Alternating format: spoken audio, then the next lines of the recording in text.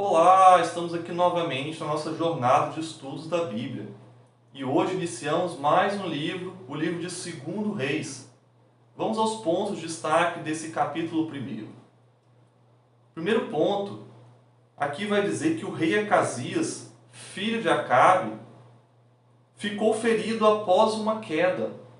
Ele tinha reinado pouco tempo, apenas 2 anos, e ele enviou mensageiros para consultar um deus filisteu, o deus Baal-zebub, deus de Ecrom.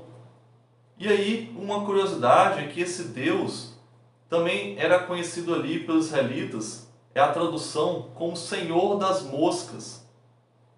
Mas pode ser uma transliteração de Baal-zebub e não Zebub.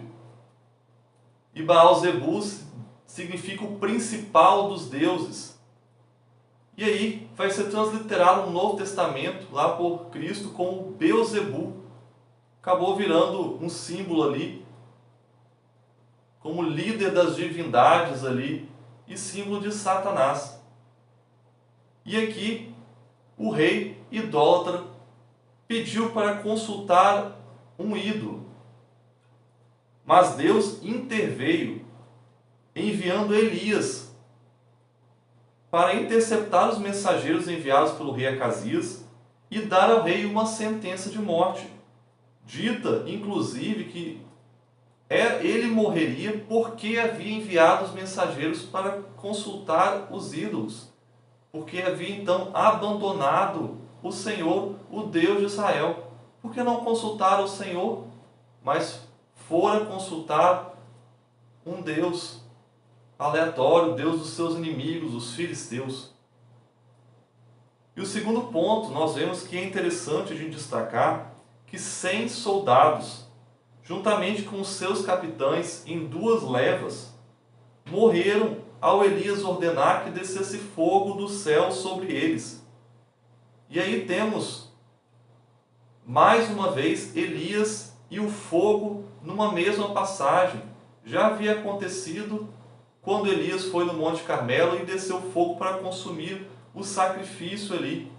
E aqui Elias pede a Deus que mande fogo para consumir aqueles soldados, e por 2 vezes isso acontece.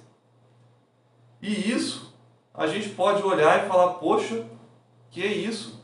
Mas foi tanto por represália a forma como aqueles capitães se dirigiram a Elias, como dizendo que ele, sendo um homem de Deus, deveria se submeter à ordem deles.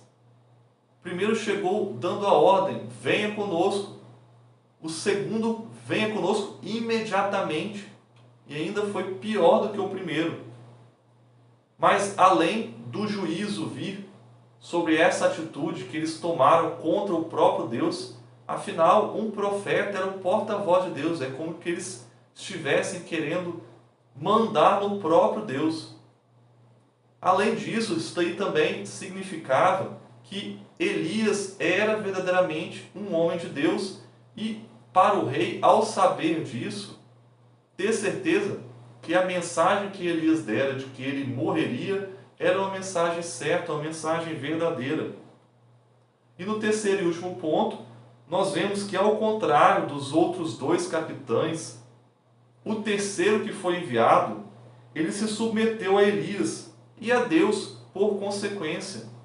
Ele chegou, se ajoelhou e suplicou que sua vida fosse poupada.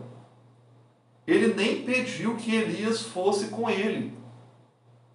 Mas, vendo essa situação, Deus ordenou que Elias fosse com aqueles soldados até a presença do rei. E assim Elias foi. Então, temos que ver a nossa forma como lidamos com Deus.